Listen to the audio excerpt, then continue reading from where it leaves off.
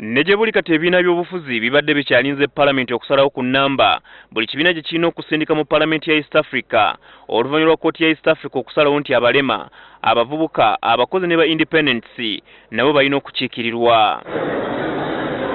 Wabula omwogezi wa Parliament Chris Obore ategeeza ng'obuvunaanyizibwa obw'okusalawo bwe butali mikono gya Parliament wabula ebibiina by'obufuzi byennyini ebirina okukiikirirwa. Parliament cannot come and say NRM surrender one to these people. No.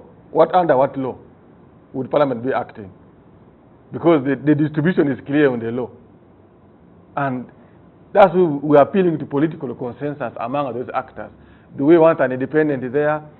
Obora agamba nti bannampala b'ebibiina bye balina okutuula basalewo mu bwesimbu buli kibiina ababaka bye kirina okusindika n'ebifo ebirina okulekerwa ba independents, abalema, abakozi n'abavubuka. That's why there should be political consensus on some issues, so that the consensus can be built when the political actors, especially the leadership, sit together and evaluate the issues as they are. Otherwise, it cannot be brought in to be a parliament issue. No. Who in the parliament will decide what NRM should take or UPC should take? It is the law. Kinajjukirwa nti FDC yamaze dda okusindika abantu babiri okuli Florence Ekwawu Ibi ne Ingrid Tulinawe, kyokka Obora agamba nti bano baddembe okuvuganya. FDC is forwarding two for contestation here. Not that they are taking two to Yala. That's the difference you should make. But the opposition has their 3 slots. Yes. We shall go to another day. Yes. We can't take that. We cannot take that.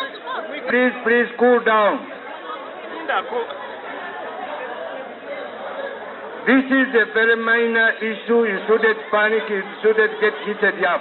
Okusika omuguwa kwabadde mu kulonda kwa NRM olunaku lw'eggulo, Obora agamba nti bonga Parliament tebibakwatako kubanga bya kibiina.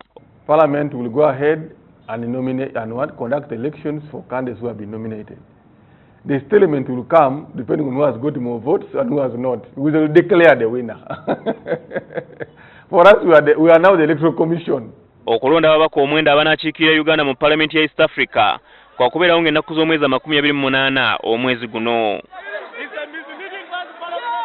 Herbert Ziwa, NTV ya Kawungeezi.